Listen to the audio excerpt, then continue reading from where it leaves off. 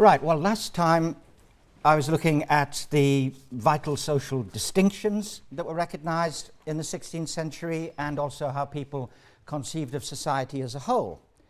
So today I want to come down to the other end of the scale and look at the most fundamental unit of society, the household, the unit in which most people spent their lives and which governed most of their daily activities. So let's begin with some definitions. The household can be defined in the first instance as being a unit of residence, of course. But also, as I indicated last time, it was a unit of authority. It's a group of people, some related, some unrelated, living under the same roof under the authority of a household head, usually a man, sometimes a widowed woman. And in addition, the household has been described as a unit that was geared for work.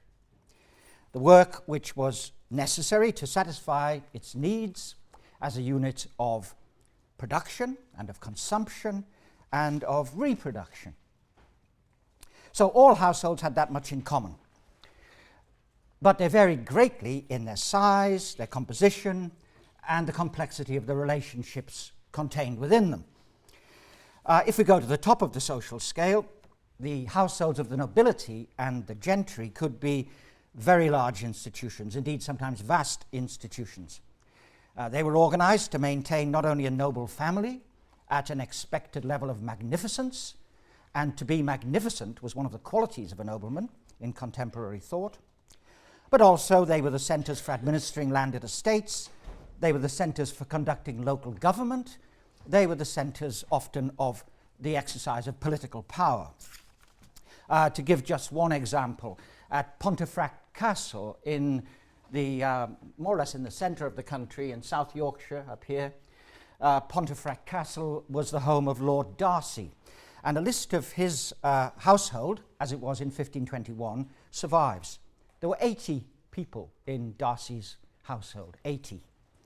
His family, members of his extended family who lived with him, his household and estate officers.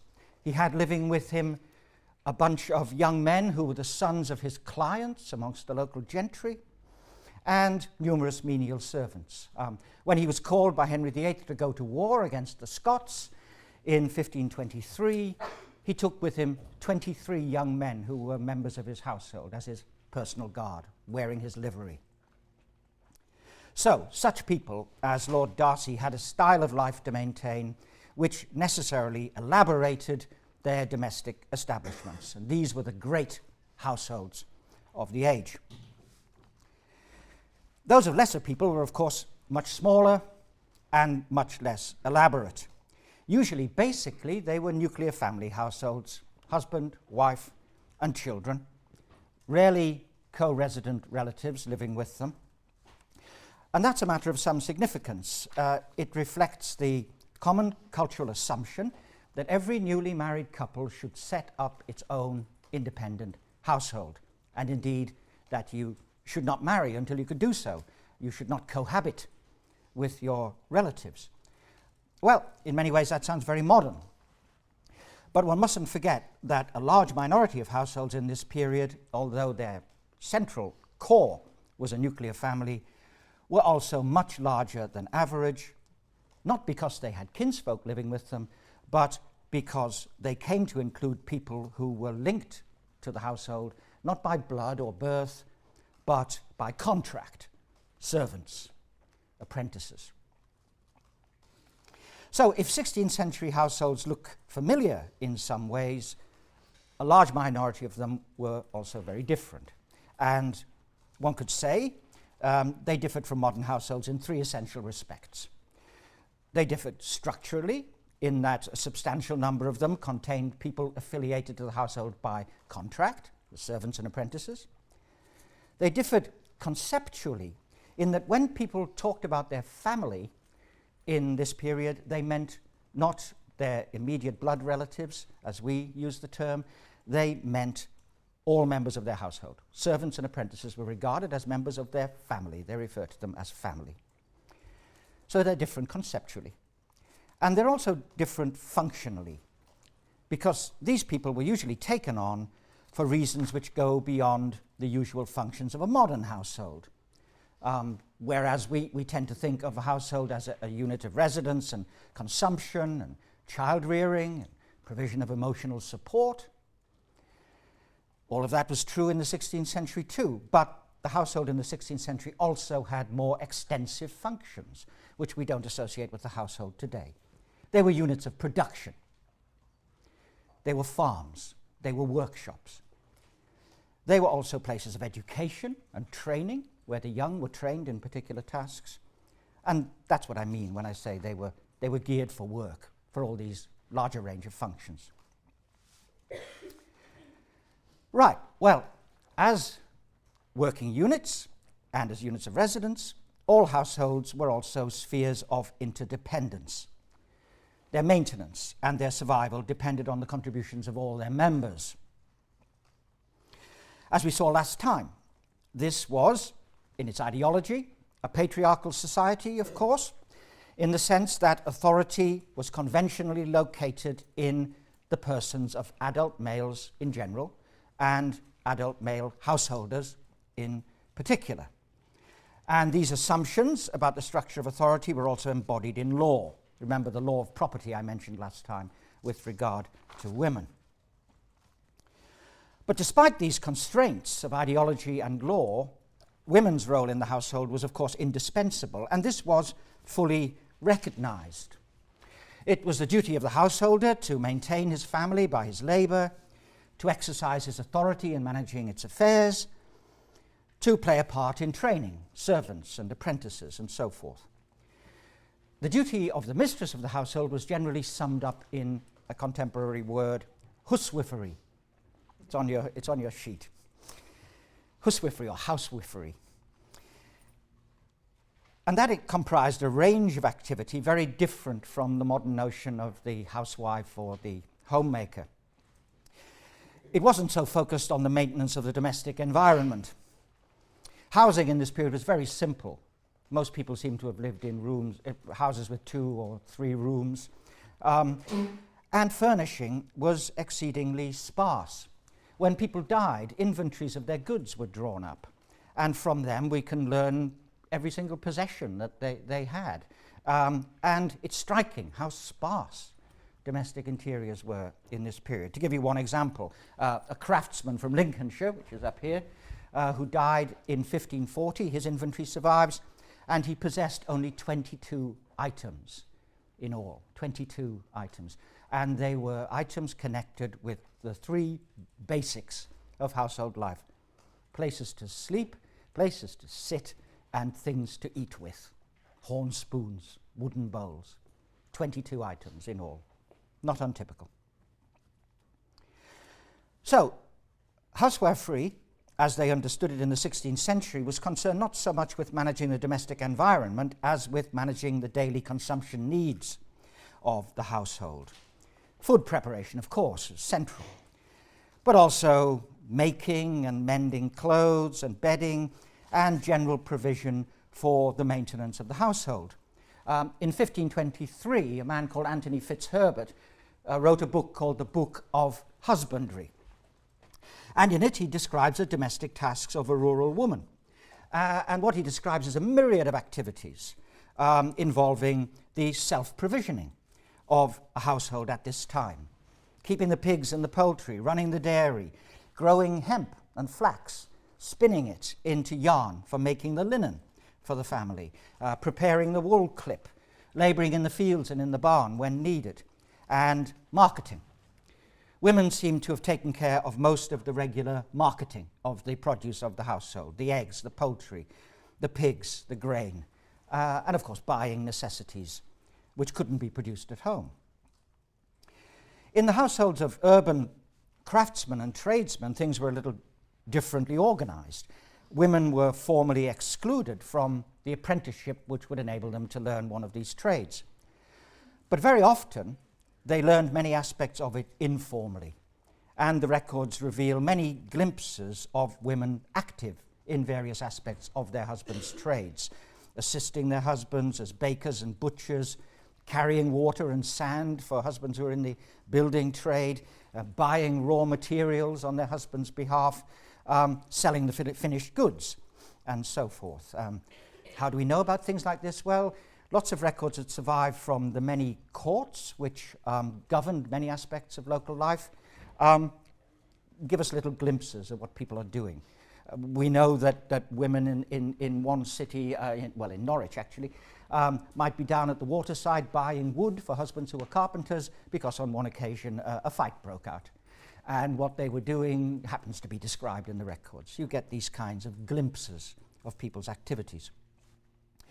The wives of labouring men were less able to participate in the household-based production of a craftsman's family because their households were not productive units. They went out to work for others.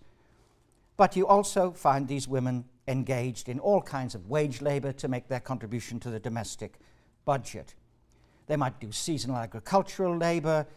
You might find them spinning for wages, producing the yarn for the cloth industry.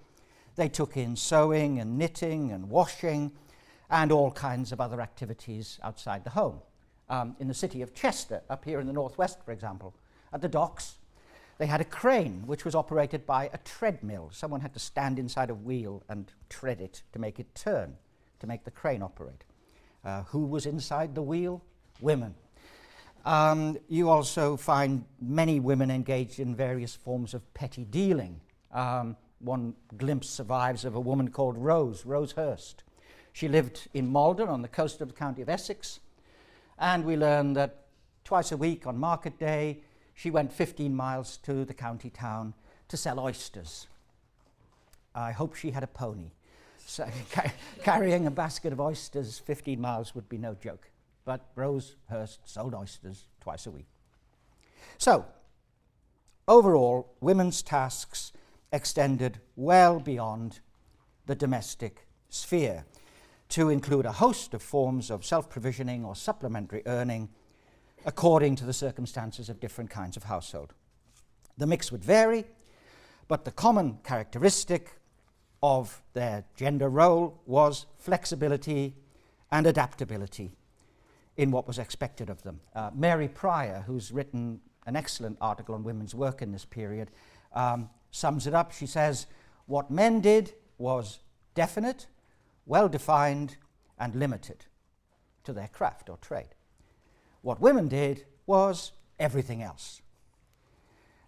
In a way that's slightly unfair to men, they worked very hard too, but it's essentially true. Well, this constant round of duties of huswifery were conducted in the context of a further role, women's reproductive role, which is worth dwelling on a little. Most couples in this period got married in their mid to late 20s. They married relatively late, when they were ready to set up their own household. Historical demographers who research the parish registers, which give us the details of people's marriages and the baptisms of their children and so forth, they've revealed that the average woman could expect to have her first child within 18 months of marriage. And she could then expect, on average, to have another child at intervals of 2 to 3 years for the rest of her fertile life, if she lived that long. Think about it. That means that the average woman in 16th century England was pregnant for a quarter to a third of her entire adult life, and that they were constantly besieged by the needs of small children. These births being spaced across an entire adult life meant that, when some children were teenagers and ready to go out into service, others were still toddlers and so forth. Constant demands of small children. So it's not surprising that, as Thomas Tusser said in the mid-16th century, housewives' affairs have never non-end. Housewives' affairs have never non-end. And despite their legal subordination, it was, of course, on the performance of these complex roles adapted to circumstances that women's standing as individuals depended amongst their neighbours within their families, and from the performance of these roles, doubtless, that they derived their self-esteem. Well, in an agriculturally dominated, labour-intensive, low productivity, pre-mechanized and pre-contraceptive age, it could hardly be otherwise. And for the same reasons, children were expected to play their part too. Only a small minority of children would have formal schooling in the 16th century. It's been estimated perhaps 10% in the early 16th century. Most children would learn their life skills practically at home or as servants, and they were expected to begin that and to participate in the domestic economy as soon as they were able to do so. That may sound exploitative, but one mustn't exaggerate. Such participation was an essential part of their education for life, and children tended to be introduced to tasks at an appropriate stage. There's also plenty of evidence of them playing. But from the age of about 7 or 8, you find them regularly engaged in tasks that they were able to manage: herding sheep and cows, reaping, gathering fuel, fetching and carrying, picking fruit, scaring birds in the fields, and so on and so forth. There's a remarkable study by Barbara Hannawalt of Ohio State University of children's working activities in this period, which is based on the records of coroners.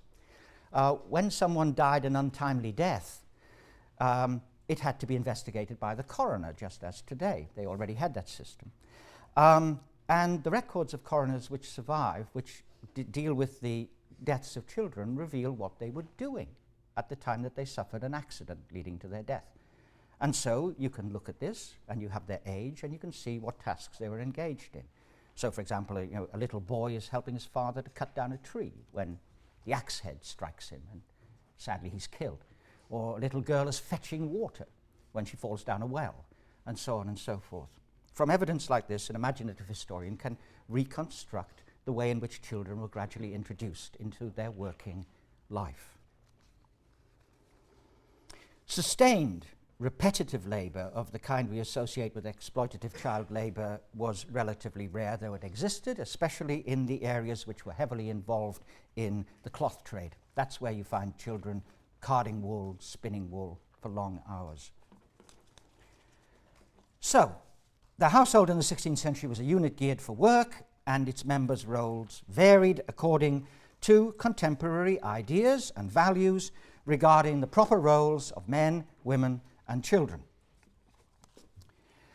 So let's turn now to the priorities of households and the strategies by which they achieved them. Well, the first priority, obviously enough, was survival. That meant maintaining the flow of resources on which the household depended. Today, that would be your salary. In the 16th century, it meant various combinations of self-provisioning on the one hand, and engaging in markets on the other. Most rural households were still heavily weighted towards providing their own basic subsistence. It was still essentially a subsistence economy of small producers, relying primarily on family labour and consuming most of their produce in their own houses. Of course, that would vary regionally and socially. In most areas, there was a minority of those large yeoman farmers I mentioned last time. They were attuned to supplying medium to long distance markets with agricultural produce, provisioning the towns and so forth, and they were producers on a substantial scale, heavily engaged in marketing. But it's been estimated by the agricultural historian Mark Overton that about 80% of English farming in the early 16th century was actually oriented towards the subsistence of the farm family itself, and only a small part of their produce being marketed. Well, whether the flow of household resources depended on self-provisioning or on selling in the market, it provided people with their living, and often quite a bare living.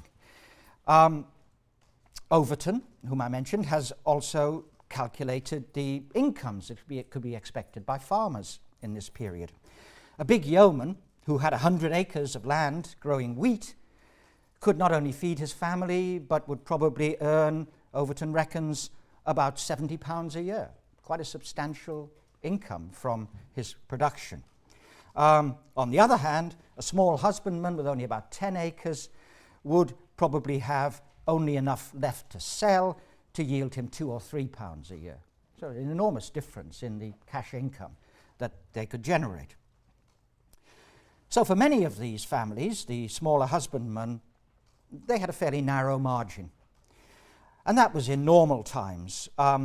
These estimates have to be transformed when you get the event of a bad harvest. If the harvest failed, a big farmer, a big yeoman farmer, would still be able to feed his family, and prices would shoot up because of shortages. So he might still make a considerable income. But in such circumstances, the small farmer might not be able to feed his own family, he might fall behind on his rent, he might have to buy grain in the market at inflated prices. It could be a disastrous circumstance. And for landless wage earners, it could be even harder. They didn't produce their own food, they would have to buy it at very high prices. Well, bad years like that were relatively rare, but they were unpredictable. In the 1520s, there were 2 very bad years like that. In the 1550s, there were 3. There was another run of very bad harvests in the 1590s, and so one could go on. It was one of the hazards of life. One can understand why people sometimes in the diaries that they left behind them are looking anxiously at the weather as the harvest approaches. Other sources of insecurity could be equally unpredictable. The high mortality rates of the period could pose a real threat. The worst circumstances would be the outbreak of an epidemic, usually an epidemic of bubonic plague. When an epidemic hit a city, as they periodically did, you might get 20 or 30% of the entire population dying within a period of months. The city of York, the greatest city of the north of England, up here, York suffered no fewer than 7 epidemics of bubonic plague between 1485 and 1550. So this was another hazard of life which would periodically strike, devastating the households that were infected. Besides epidemics, though, there was also the constant threat of infectious diseases, which nowadays would be cleared up in a matter of days with antibiotics. This meant that death rates were fairly high for adults. Very few people lived till 60. And also you have the hazards of death in childbed for women, and of course accidental deaths. These threats could hit the prosperous and the poor alike, and the accident of death at a bad moment in any household could prove absolutely disastrous. This was a period that had no life insurance. It was a period which had no pensions for those who were left behind. Average life expectation at birth in the 16th century was actually about 33. That's average. If you made it to 20, you will probably live till your 40s. But most people died in their 40s or 50s. Okay, all of these somber realities add up to an environment of risk for the household, threatening its viability and survival. And that inevitably influenced people's mentalities. It's been suggested that people in this period tended to value security and stability over change and growth. Their economic strategies in particular were often very defensive, designed to minimize risks rather than to maximize opportunities. So, their first priority was survival. The second major priority was to provide for the future well-being of the members of the household and their future capacity, if they were young, to be able to form and sustain households of their own when they reached the appropriate age. And in this process, there are 3 crucial moments in the life of the household. There's the putting forth of children into the world, as they put it. There's marriage and the arrangements associated with it. And there was the transmission of property to the new generation through inheritance. These are all aspects of the way in which households were gradually dispersed. Let's look first at the aspect of dispersal involving young people, that they're leaving home to enter the households of others as servants and as apprentices. The institution of service was well attuned to accommodating the needs of different households. At any one point in time, some households, often the poorer ones, would have children who were coming to an age at which they were capable of a fuller working role, but there wasn't really enough to usefully employ them at home. Their labour wasn't needed. Other households, however, would require additional labour, either temporarily because their children were young, too young to work, or permanently because their children had grown and left home. If you look at the back of your handout, you'll see a couple of examples of 16th century households. That's 16th century handwriting at the bottom. This is from a census which was made. These are the households of yeoman farmers, and you'll see that there are no children in those households, but there are lots of servants. Some of them are described as husbandmen, they're farm workers, living in the household of these yeoman farmers, and most of them, as you'll see, are pretty young. They're in their late teens or early 20s. That's what 16th century households of this particular type would have looked like. Well, the basic logic of the system then was the transfer of children from one household to another according to need. But there was also more to it than that.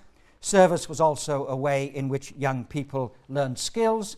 It was a way in which they gained experience, and of course they earned a small wage, which they could often save.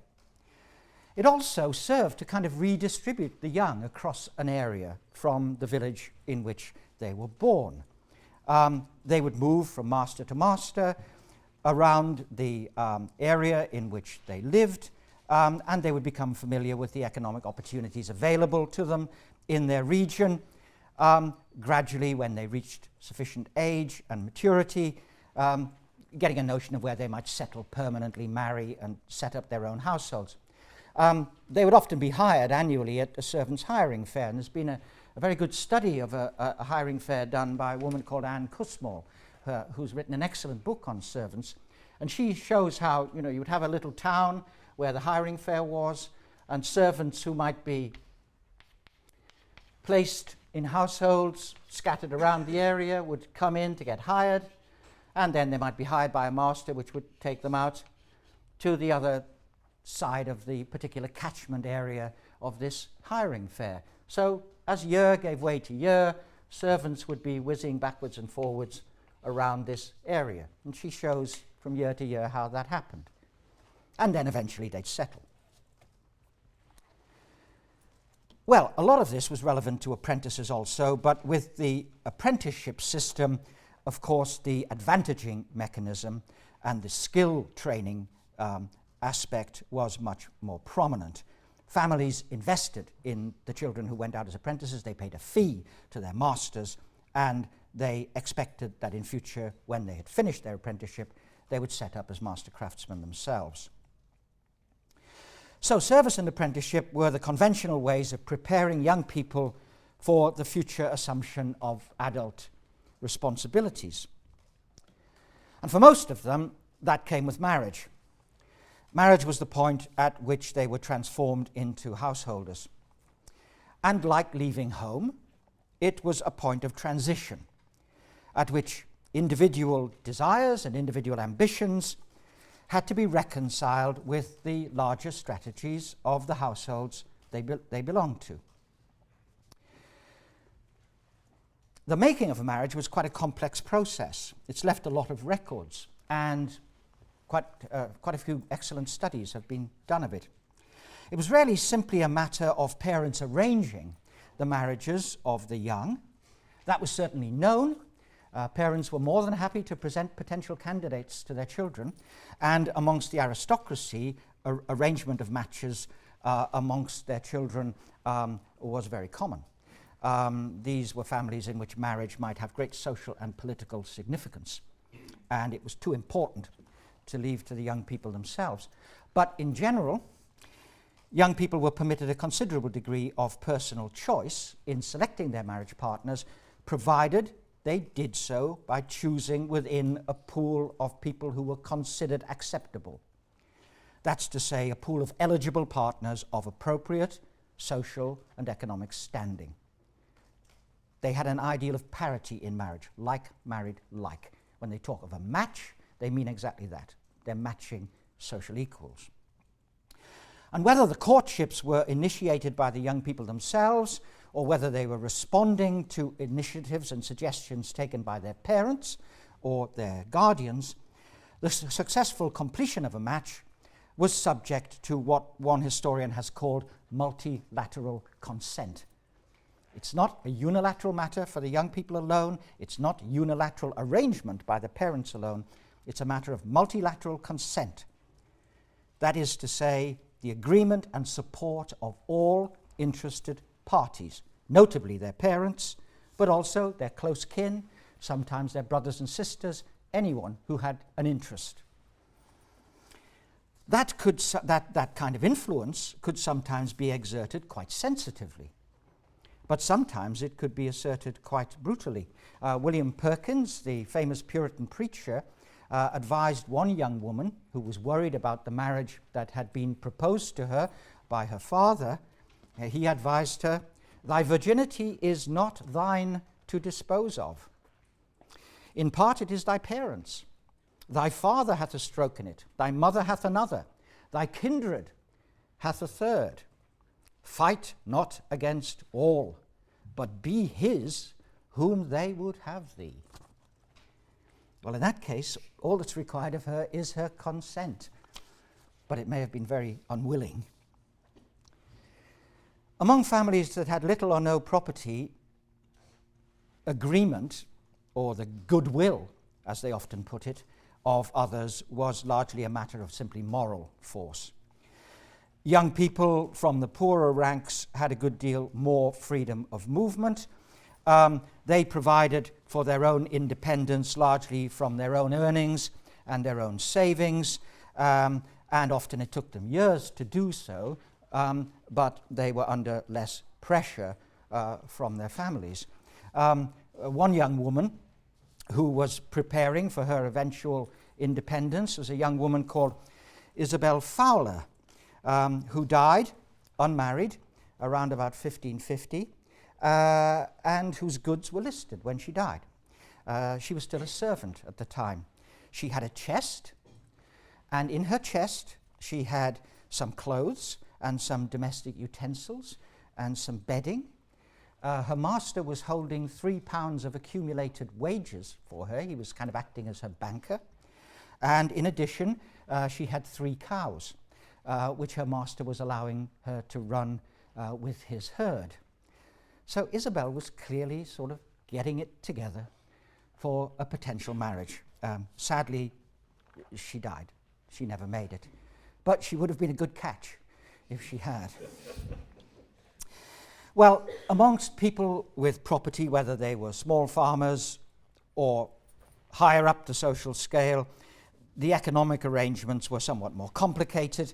One contemporary observer said, "Young folk may come together for love, but parents must cast how they will live." Together, the two families would provide a conjugal fund. The groom was expected, it was expected that his family would help to provide a dwelling and a means of livelihood. The bride would bring what was called her portion of goods or money or perhaps even land, with which her family would endow her. These resources would be partly accumulated by the young people, but depended crucially at this social level upon parental help through either inheritance or transfers of property. And the sums involved could be quite substantial. In 1500, for example, one study shows that the portions which were given to daughters of the gentry in the county of Kent, which is down here in the southeast, averaged around £280. It's quite a lot of money in the early 16th century, which these gentry families had to find for their daughters. Villagers in the same county, of course, provided much lower sums, but it could range up to £20 or £30. But whatever the level, settling these matters involved some pretty hard bargaining amongst the families concerned. There's a lot of evidence of the way in which people calculated what their families could afford, how the families of the bride and groom hammered it out and negotiated over the portions, and all of this, of course, had its implications for the younger children in the family, what would be left for them. They had a say, and they also needed to calculate what the family could afford if it was to remain itself viable economically. So it involved a lot of strategic thinking when a marriage was proposed. And if all of that was successfully resolved, the match would be concluded, a new household would be established and endowed. If not, the denial of parental support could be catastrophic for the marriage hopes of the young people concerned. If these things interest you, I recommend in particular a book on the reading list by Diana O'Hara, Courtship and Constraint. It's a wonderful study of 16th century courtship. Well, putting your children forth as adolescents and then matchmaking at the time of marriage were also linked in different ways to the question of inheritance, the way in which resources were transferred between the generations. It's generally true to say that 16th century English society favoured primogeniture, the lion's share of the family property going to the eldest son. But they also believed that an equitable provision should be made for younger children. They should receive some portion of goods to help them into adult life. One Tudor lawyer said that, in his view, a good and natural loving father would exercise care and providence to advance every of his children according to his ability, with a portion of living or substance. And nor was it a matter for the fathers alone, because if they laid down in their wills the division of their goods amongst their children, it's also very clear that the successful completion of these family strategies usually depended upon the sustaining of the household economy after the father's death by their widows. It was usual in people's wills for the widow to be named executor with full control of the family property until either her death or the age of majority of the eldest son. It was simply assumed that these women had the experience and the capability to do all that was required. And that leads us to a final aspect of the household, the question of authority and power within this structure of relationships. All of the household strategies that I've been talking about had a certain sort of collective element, you could say, the quality of jointness. The interests of the different individuals intersect. You have to accommodate the collective interest of the household as a unit with that of the individuals who comprised it and had their own expectations and perhaps ambitions. But one might well ask whether decision-making within households was truly collective. Households, like society in general, were organized on a principle of hierarchical differentiation.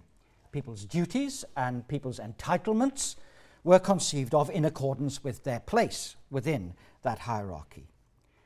The household economy, as we've seen, involved interdependence, it involved complementary effort, but the contributions of members were not necessarily of equal weight, they weren't necessarily of equal value in contemporary views. One could say that in many ways the household was, in a sense, a sphere of altruism in which the interests of others were taken into consideration. But at the same time, there could be clashes of personality, and there could be competition over resources. The law and contemporary ideology left no doubt about where ultimate authority lay in managing all of this. It lay, of course, with the household head. But it's equally apparent when one has glimpses of households in action that the personal dynamics of the household were often far more complex than that stereotype. We have the stereotype of uncontested patriarchal domination.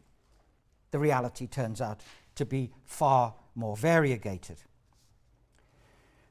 The fact that women were subordinated as a sex didn't preclude recognition of their competence. It didn't preclude recognition of their judgment. Such qualities were expected of them, and they were daily displayed in the conduct of household affairs, as we've seen. Accordingly, you find in the evidence that wives were very often far from being the silent spectators of the decisions that were made regarding their family's well-being. The evidence of matchmaking shows that they had a very real voice in either negotiating the terms of the marriages of their children or in opposing or approving particular candidates. The evidence we have regarding the making of people's wills shows that women were often heavily involved, advising their husbands on the terms of their wills and sometimes indeed disputing them. They were the ones who would ultimately have to administer and execute those wills, and they had a voice in their making. And they appear elsewhere, making their voices heard and indeed being listened to. Outside the context of the household, most women could, of course, exercise little public authority. But within it, they clearly had a recognized role, and that recognized role conferred certain rights and certain entitlements. Anthony Fitzherbert, in the Book of Husbandry, advised that both wife and husband should, from time to time, make what he called reckonings with one another. He was thinking of their economic activities, but they should make reckonings of their activities with one another. And he went on, "For, if one of them should use to deceive the other, he deceiveth himself, and is not likely to thrive. And therefore they must be true, each to other." That's just one statement of an ideal of mutuality within marriage, within the management of the household, which of course found its immediate expression every day in the day-to-day activities of households. That certainly didn't transform them into spheres of equality, of course. But it could and did involve the development of working relationships of mutual support and mutual respect in the pursuit of priorities that were essentially shared. So in short, the household was certainly a sphere of power, it was certainly a sphere of authority, but it was one in which their exercise was also constantly influenced by the play of the individual personalities of those involved. And I think if one wants to work on this kind of problem, one needs to be sensitive to the balance between these various elements. So, to conclude, society and economy in the early modern period has been described by one historian, David Rollison, as a culture of households in a landscape. The household was certainly fundamental, and it was fundamental to both continuity and change in the social history of the period. A lot of the characteristics that I've been describing endured throughout the whole of the 16th and 17th centuries. But some aspects of household life did change. They changed with changing circumstances. Some of the changes which took place in this period in a variety of spheres, in economy, in population, in social structure, in culture, had their influence upon household relationships. Some of them threatened the viability of household economies, some aspects of economic and population change, for example.